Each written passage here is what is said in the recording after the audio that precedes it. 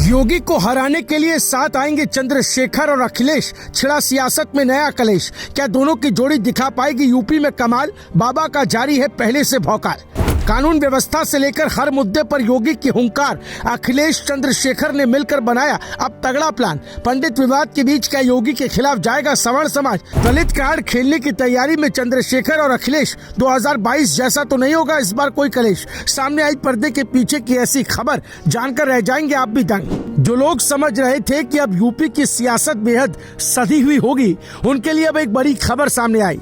क्योंकि जैसे जैसे चुनाव का वक्त करीब आ रहा है, वैसे वैसे राजनीति अपने चरम पर पहुंचने लगी है। और इस बार मुकाबला सिर्फ पार्टियों के बीच नहीं, बल्कि जातीय और सामाजिक समीकरणों के नए समीकरणों पर टिकता नजर आ रहा है। क्योंकि एक तरफ योगी सरकार अपनी सख्त छवि, कानून व्यवस्था और तेज फैसलों के दम पर पहले से ही मजबूत स्थिति में दिखाई दे रही है, तो दूसरी तरफ विपक्ष अब नए गठजोड़ और नई रणनीति के सहारे इस मजबूत किले में सेंध लगाने की तैयारी में जुट गया है। और इसी बीच सबसे बड़ी चर्चा जिस बात की हो रही है, वो अखिलेश यादव और चंद्रशेखर आजाद के संभावित साथ आने की है, जिसने पूरे सियासी माहौल में एक अलग तरह की हलचल पैदा कर दी है। असल में इस बार यूपी की राजनीति का सबसे बड़ा केंद्र दलित वोट बैंक बन चुका है।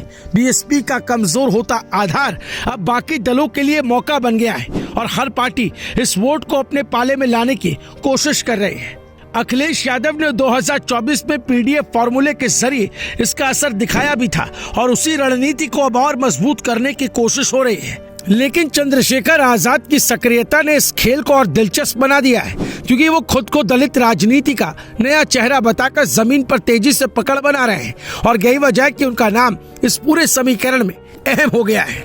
सूत्रों के मुताबिक चंद्रशेखर आजाद एक बार फिर अखिलेश यादव के साथ हाथ मिलाने को तैयार दिखाई दे रहे हैं, लेकिन उनकी शर्तें पहले जैसी ही बड़ी है। वो विधानसभा की करीब आधी सीटों पर दावा जता रहे हैं, जो अपने आप में एक बड़ा राजनीतिक संकेत है। यही कारण है कि ये गठबंधन अभी चर्चा तक सीमित है और इसे जमीन पर उतारना आसान नहीं माना जा रहा, क्योंकि 2022 में भी सीटों के बंटवारे को लेकर दोनों के बीच बातचीत अटक गई थी और उसी तरह की स्थिति एक बार फिर बनती दिख रही है। इस पूरे राजनीतिक समीकरण के बीच पंडित विवाद ने माहौल को और ज्यादा संवेदनशील बना दिया। सवर्ण समाज के बीच उठती आवाजें और यूजीसी जैसे मुद्दों पर हो रहा विरोध ये संकेत दे रहा है कि सवर्ण वोट बैंक पूरी तरह एक तरफा नहीं है।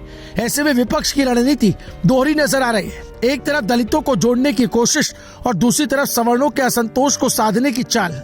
लेकिन यही वो बिंदु है जहां योगी सरकार की पकड़ मजबूत दिखाई देती है, क्योंकि उनकी छवि एक निर्णायक और सख्त प्रशासक की रही है और सवर्ण समाज में उनका आधार अभी भी मजबूत माना जाता है। यही वजह है कि विपक्ष के सामने चुनौती सिर्फ गठबंधन बनाने की नहीं, बल्कि भरोसे का माहौल तैयार करने की भी है। क्योंकि सिर्फ सीटों का गणित चुनाव जिताने के लिए काफी नहीं होता जब तक जनता के बीच एक मजबूत संदेश और स्पष्ट दिशा न हो। वहीं दूसरी तरफ योगी सरकार अपने कामकाज और फैसलों को ही सबसे बड़ा हथियार बनाकर मैदान में उतरती दिख रही है।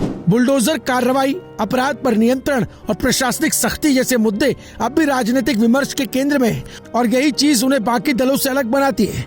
इस पूरे घटनाक्रम में सबसे खास बात यह कि अब भी तस्वीर पूरी तरह साफ नहीं है। एक तरफ गठबंधन की संभावनाएं, दूसरी तरफ पुराने मतभेद भी सामने है। ऐसे में कहना जल्दबाजी होगी कि अखिलेश और चंद्रशेखर का साथ तय है, लेकिन इतना जरूर है कि इस चर्चा ने चुनावी माहौल को पहले से ही तेज कर दिया है और आने वाले समय में ये सियासी कहानी और ज्यादा रोचक होने वाली है। Bureau report, news live TV.